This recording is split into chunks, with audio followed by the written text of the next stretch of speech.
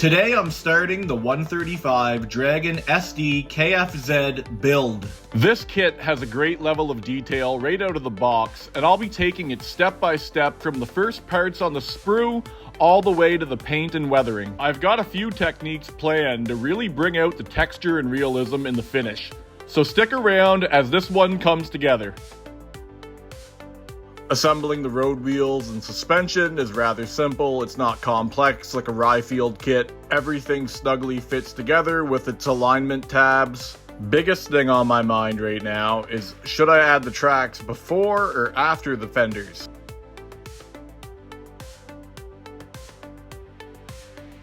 "91 units were built between January and May 1943 in Austria, using modified prototype Tiger P chassis.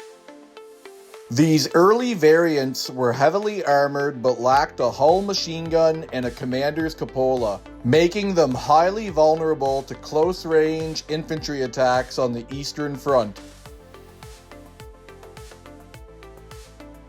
Divided into three compartments, control, engine, and fighting, the Sd.Kfz.184 had an unusual layout, with the fighting compartment located in the rear of the hull. The control compartment, located in the bow, contained the driver's and radio operator's seats, controls, and a radio station. These two crew members were separated from the fighting compartment by the engine compartment, located behind the armored bulkhead in the middle of the hull. The engine compartment contained two Maybach HL-120TR carbureted engines with a unique electric transmission. The engine compartment also housed all the equipment necessary for engine operation and an auxiliary electric generator. The fully armored casemate was located at the rear of the hull. The fighting compartment housed the gun, ammunition, and the remaining 4 crew members. In addition, in the lower rear part of the fighting compartment, there were traction motors powered by an engine compartment generators which rotated the drive rollers. The fighting compartment was separated from the engine compartment by a heat-resistant partition and a floor with felt gaskets. This design was intended to prevent contaminated air from the engine compartment from entering the fighting compartment and to localize possible fires. The Elefant was equipped with an 88mm long-barreled KWK-43 cannon.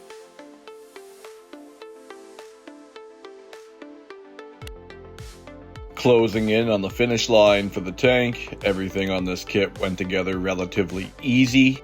I've only got the tracks left to assemble, which are basic link and length. Small pieces like grab handles and tow hooks I leave off until I have the tracks mounted. I sometimes get a little rough with my handling of the tank when trying to install these. Now it's time for the link and length tracks. Using the right glue for this can be night and day in the difference. I'm using Tamiya Extra Thin. These tracks follow an AB pattern, so I'll assemble the flat pieces first. 209 individual track pieces go into the tracks on this Elefant.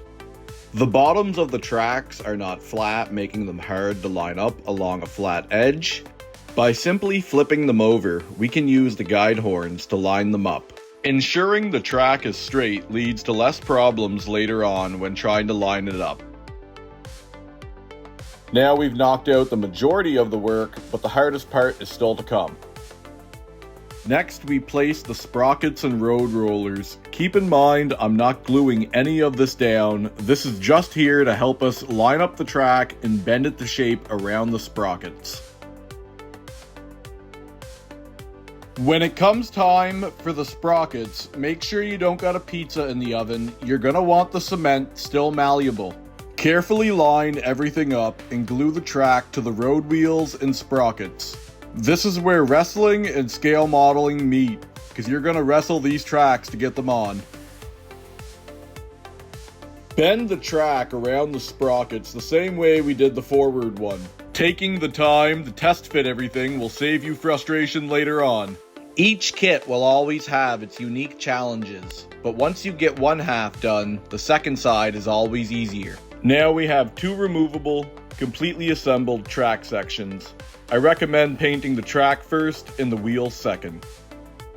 Bare plastics and metals are microscopic and smooth, offering nothing for water-based acrylic paints to latch onto. Primers are formulated with specific resins that etch or chemically bind to the base material, providing a textured matte surface that allows subsequent coats of paint to grip tightly and permanently. A thin layer of primer also reveals imperfections from putty or cement.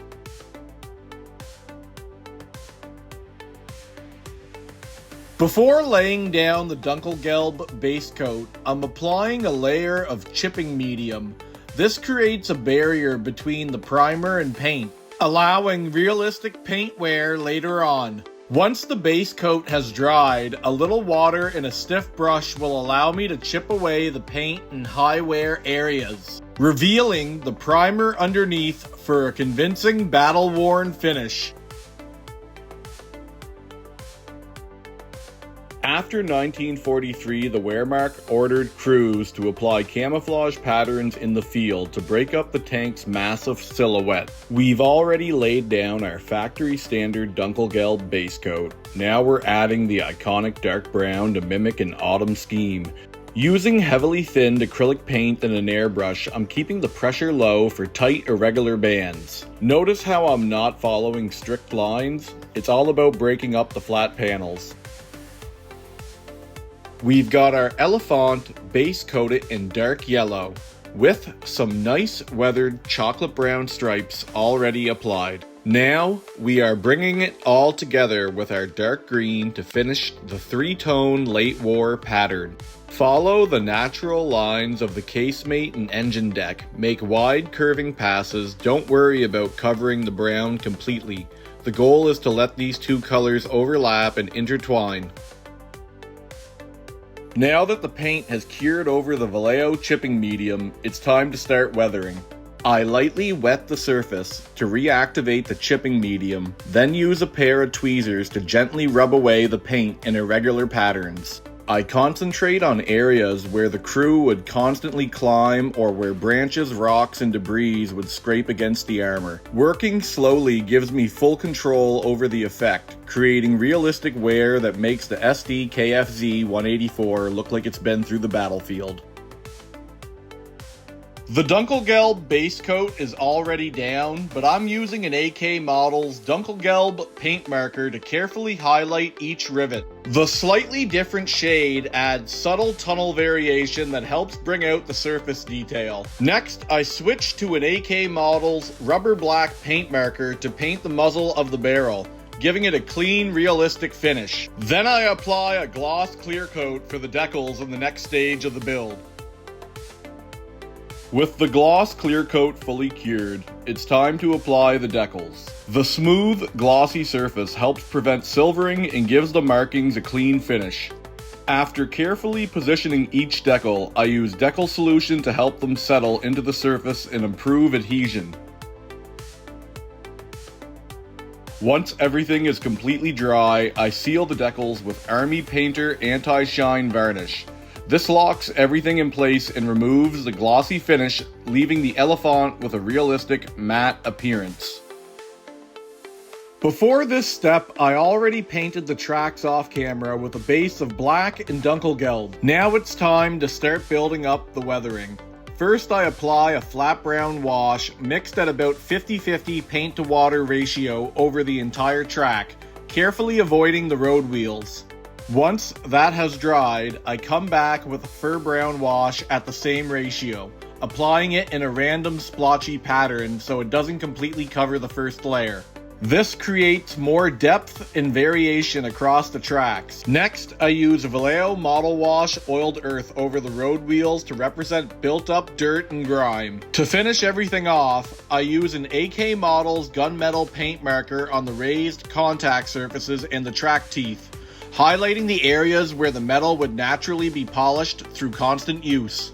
It's time to finally install the tracks and bring the Sd.Kfz.184 together. I move on to adding some extra depth with Tamiya dark gray panel line accent color. I run it along the weld seams and into recessed details, letting capillary action do the work. It also helps define the raised details, adding subtle contrast and making the vehicle look much more realistic before the final weathering begins. With the Elefant nearly complete, it's time to paint the cast resin stowage using the AK Real Color Marker Master Set. For these pieces, I'm using the German color markers to bring out the different packs, tarps, pouches, and equipment. The markers give excellent control, making it easy to paint all the small details while keeping the colors crisp and consistent. Adding a variety of colors helps the stowage stand out.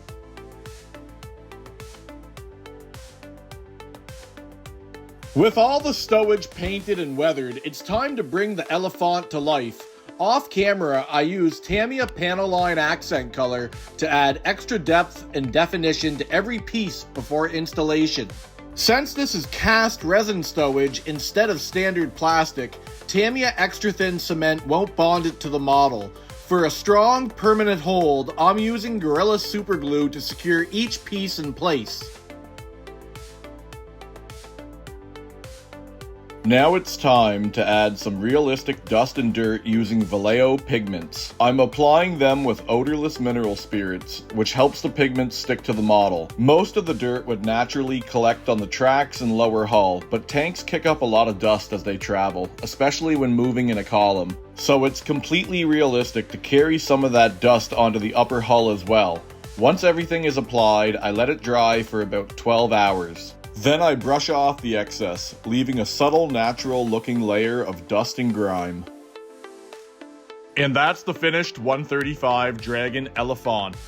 From the initial assembly to the camouflage, the aftermarket resin stowage, weathering, and all the final finishing touches, it's been an incredible, rewarding project from start to finish. Thanks for following along and supporting the entire build series.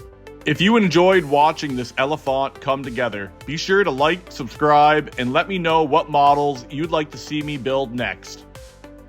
I'll see you on the next build.